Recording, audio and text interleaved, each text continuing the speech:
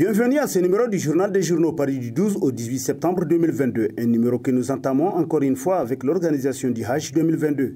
À cet effet, organisation chaotique du Hajj 2022, une quinzaine d'agences portent plainte contre le COHO, titre dans sa rubrique à gouvernance l'hebdomadaire L'éclosion, qui nous apprend que la première assignation en justice est celle déposée par un consortium de 10 agences, Badar, Bonferré, Dar Salam, Sauki, As-Salam, Raudatul Habab, Al-Bayan, Wafakei, Al-Haramen, Fisabilillah. Avec un nombre de pèlerins estimé à 2120, des pèlerins qui n'ont pas pu trouver de lieu d'hébergement à cause du retard qu'ils ont accusé à leur arrivée.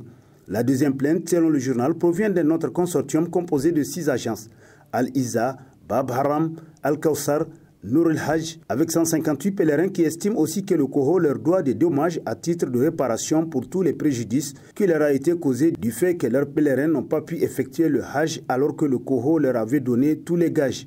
Pour cette seconde plainte, le procès est attendu le 28 septembre prochain, nous apprend l'éclosion. Rapport de la Halcia sur des malversations présumées de 183 milliards à la douane. L'affaire freinée, titre à la une de sa parution en date du 15 septembre, le quotidien privé L'Enquêteur, qui nous apprend qu'un rapport d'enquête explosif de la Halcia sur la douane est resté sans suite. Par qui et pourquoi ce scandale a-t-il été étoffé? Se demande le journal qui poursuit. La Halcia mène des enquêtes jusque dans les moindres rouages de l'État. C'est le cas de cette série d'investigations conduites dans plusieurs services de douane, au cours desquels il ressort que d'énormes irrégularités ont été commises. Le montant des préjudices présumés causés à l'État serait de quelques 183 milliards de francs CFA. Un rapport a été rédigé par la Halcia et une copie a été soumise à l'appréciation du président de la République, comme l'exige la procédure en la matière. La Halcia avait même prévu un point de presse pour évoquer publiquement cette affaire. Seulement, ce rendez-vous avec les médias n'a jamais eu lieu. Le dossier a-t-il été étouffé sans autres explications? Se demande l'enquêteur. Niamey, un constat alarmant des infrastructures routières, s'exclame dans sa parution en date du 15 septembre le quotidien privé Mouria, pour qui, outre l'image de discrédit que ces piteuses réalisations jettent sur les autorités en vue de leur accabler de critiques, il faut tout aussi mettre le point sur l'incivisme des bénéficiaires. Autrement dit, le manque cruel de culture d'entretien dont souffrent les populations nigériennes. En effet, pour bon nombre de citoyens de la ville, l'équation est claire et simpliste. Ce qui appartient à tout le monde n'appartient à personne. D'où le laisser-aller et même le sabotage manifeste de certains concitoyens qui ont une approche erronée de la chose publique d'après Mouria qui renchérit. Il faut rééduquer ces populations à coup de sensibilisation, elles qui n'ont pas développé un réel sentiment de patriotisme vis-à-vis des infrastructures que les autorités peinent à mobiliser des ressources à bâtir en vue de nous servir et à léguer à la postérité aussi. Porte passage de la drogue sur notre territoire vers d'autres pays, l'image du Niger traînée dans la boue par certains de ses fils, titre dans sa rubrique à Société l'hebdomadaire Le Monde aujourd'hui, qui constate que la drogue n'est pas fabriquée au Niger, mais elle y transite de fort belle manière. Pendant la gouvernance du président Issoufou Mahamadou, on a observé un développement exagéré de certaines activités menées par des individus eux-mêmes sournois, selon le journal qui poursuit. Citons juste le député Sidi Lamine, le conseiller de l'ancien président de l'Assemblée nationale Ousseini Tinni, Chérif Abidine dit Chérif Cocaïne, et tout récemment Charou Ramadan, maire élu de la commune de Fachi. Tous ces hommes sont des grands noms qui sont très proches des barons du pouvoir, nous apprend l'hebdomadaire qui renchérit. D'ailleurs, à la mort de Chérif Cocaïne, le président Issoufou, à son époque, s'était personnellement déplacé pour rendre hommage à cet homme. Un président de la République au chevet du plus grand dealer, connu dans le pays, constate le monde aujourd'hui qui conclut « Somme toute, arrêtons de tergiverser sur des réalités connues et même vécues au quotidien par les Nigériens ». Agriculture, le Niger lance un plan de 653 millions de dollars sur 10 ans pour doper la production risicole, titre dans ses colonnes l'hebdomadaire satirique Le Hérisson. D'après qui, selon le ministre de l'Agriculture, l'initiative permettra de faire passer le niveau de la production locale du riz paddy à plus de 1 400 000 tonnes à terme contre une récolte de 127 861 tonnes réalisée en 2021. Dans le cadre de cette ambition, la stratégie nationale de développement de la riziculture s'articulera autour de plusieurs axes dont la modernisation de la production, la promotion de la transformation, l'amélioration de l'environnement institutionnel et le renforcement des capacités techniques et opérationnelles des acteurs de la filière. Globalement, les autorités tablent sur une couverture de 100% des besoins de consommation du pays de riz blanc à l'horizon 2030. En ce qui concerne les retombées socio-économiques, il est attendu la création d'environ 420 000 nouveaux emplois et l'installation de plus de 2000 unités de transformation selon le Hérisson. Veolia Niger signe vers une nigérianisation de la société. Se demande dans sa rubrique Nation l'hebdomadaire Le Courrier, qui rappelle que présente dans notre pays depuis 2001 à travers la Sine, l'entreprise française Veolia dispose d'un contrat d'affermage. La Sine est détenue à 51% par le groupe français. Le Niger dispose seulement de 5% d'actions. Les salariés de l'entreprise ont 10% et les 34% restants appartiennent à un pool d'actionnaires privés nigériens.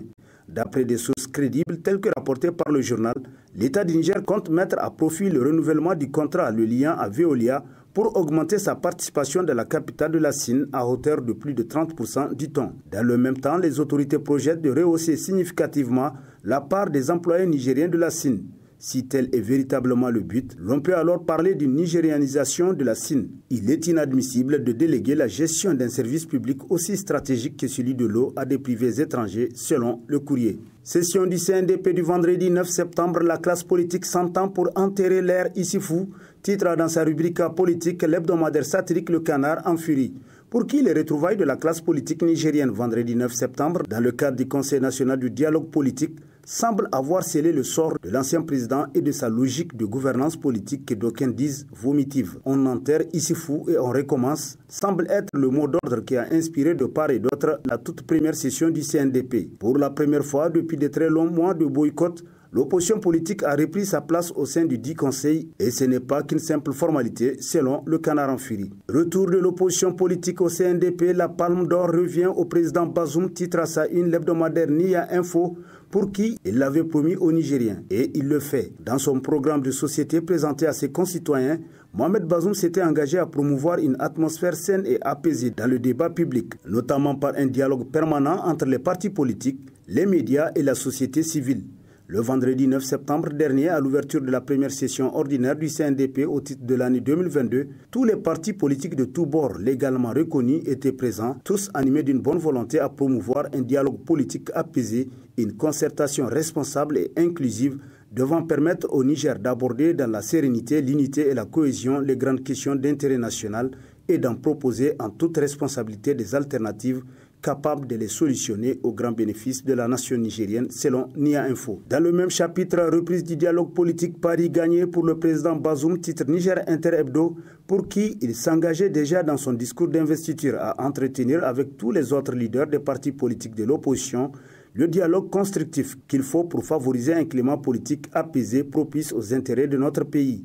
Ce pari, le président de la République, Mohamed Bazoum, vient de le gagner en créant les conditions de retour de l'opposition politique et des partis non affiliés à la table de la concertation au sein du CNDP. Globalement, la première session ordinaire au titre de l'année 2022 du CNDP a répondu aux attentes selon Niger Inter Hebdo qui renchérit. Chacun des bords politiques a joué sa partition en toute responsabilité pour la défense des intérêts du Niger. Lutte contre le terrorisme, la mutualisation des forces au menu des échanges entre Damiba et Bazoum, titre entre autres à la une de sa parution en date du 12 septembre, le quotidien privé La Nation, qui nous rappelle que le président de la République, chef de l'État, Mohamed Bazoum, s'est entretenu dimanche 11 septembre au palais de la présidence avec le président du Faso, le lieutenant-colonel Sandaogo Damiba. Le dirigeant burkinabé était en visite de travail et d'amitié de quelques heures à Niamey. L'entretien entre les deux hommes a porté sur la mutualisation des forces afin de juguler la menace terroriste dans la zone des trois frontières. Les opérations Tanli et Koural ont pour objectif de sécuriser les zones d'opération et de porter assistance aux populations civiles. Dans le cadre de ces opérations, plusieurs actions offensives coordonnées ainsi que des activités civilo-militaires ont été menées avec succès, nous apprend La Nation qui conclut. La visite de Damiba au Niger, quoique brève, va permettre de donner plus d'élan à une coopération militaire déjà fructueuse entre les deux pays. MNSD Nasra, la saison 2 des saboteurs, titre dans ses colonnes l'hebdomadaire L'Actualité, qui nous apprend qu'il y a quelques jours, alors que le président Bazoum partait en vacances à Tesker pour faire une nouvelle santé auprès des siens après l'usure de la gestion du pouvoir, son prédécesseur, poussé par quelques ailes et une volonté de nuire à son successeur, initia, non sans choquer l'opinion nationale, un déplacement similaire. C'est donc profitant de ce moment que quelques responsables du parti de Seyni Oumarou partaient à la rencontre du nouvel émir qui peut toujours croire qu'il a encore des rôles à jouer ou du moins qu'il a le pouvoir de déterminer la gestion politique du Niger, selon le journal qui poursuit. Personne ne peut comprendre pourquoi, depuis qu'il est arrivé au pouvoir, Issoufou Mahamadou ne peut laisser un autre tranquille, cherchant par tous les moyens à le détruire politiquement, portant ainsi un coup dur à la démocratie, à la nation et à sa cohésion. Il avait poursuivi la CDS, le Modem F. Aloumana, le MNSD Nasra qu'il a cherché par ce que la presse a appelé le concassage à disloquer, souvent sans succès, sinon que de renforcer les haines et les rancunes sur l'échiquier politique qu'aujourd'hui Bazoum Mohamed tente d'apaiser pour amener les Nigériens à réapprendre à s'aimer, à se parler, d'après l'actualité. 14e édition du prix d'excellence, l'amicale des anciens élèves du lycée technique d'Ankassawa célèbre les meilleurs candidats admis au bac et leurs encadreurs dévoués, titre dans sa rubrique Nation, l'hebdomadaire La Flamme. Pour qui? Pour la 14e année consécutive. L'amicale des anciens élèves du lycée technique d'Ankassawa de Maradi a satisfait à sa tradition, celle de récompenser les meilleurs candidats de cette école admis à la session 2022 du baccalauréat. C'est le siège du SNAD qui a servi de cadre à cette cérémonie en présence de plusieurs anciens du lycée technique de Maradi, des lauréats et de leurs encadreurs. C'était sous la présidence de la marraine de cette édition, Mme Suzanne Georges, présidente d'honneur de l'association. Du représentant du ministère de la formation professionnelle et du sponsor officiel, Béchir Ousseini Garba, DG de Ninetec. Les 7 lauréats de cette année ont bénéficié des parrainages de Mati Alhaji Moussa, président de la CNDH pour la G1, Seydou Mahamadou pour la G2, Wayoufan Amahoulouk pour la G3, Mustafa Amani pour la F1, Garba Ilou Abdel Nassirou pour la F3,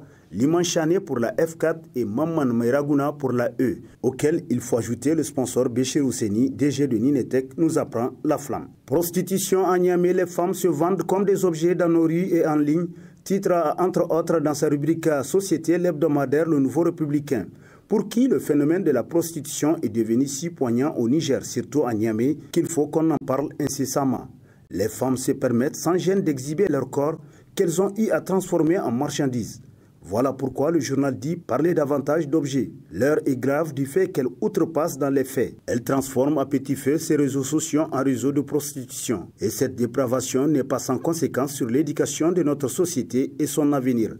Alors, des solutions et mesures adéquates urgent pour faire face aux plus vieux métiers du monde, selon le Nouveau Républicain. À l'issue d'un scrutin libre et transparent, le successeur de l'Amido Abdou Beidi est enfin connu, Ousseini Soumana Ousseini, élu 17e chef de canton de Birningaoré, titre dans sa rubrique Société, l'hebdomadaire Niger Times, qui nous apprend que le gouverneur de la région de Dosso a félicité le nouveau chef de canton tout en lui prodiguant des sages conseils.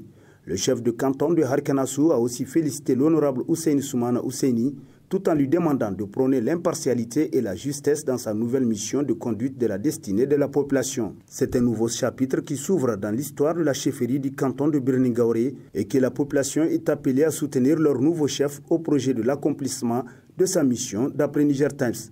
Et sur ce prend fin le présent numéro de la revue de presse. Prochain rendez-vous, plaise à Dieu dans une semaine avec toujours la même passion de vous servir. Bonne lecture et au revoir.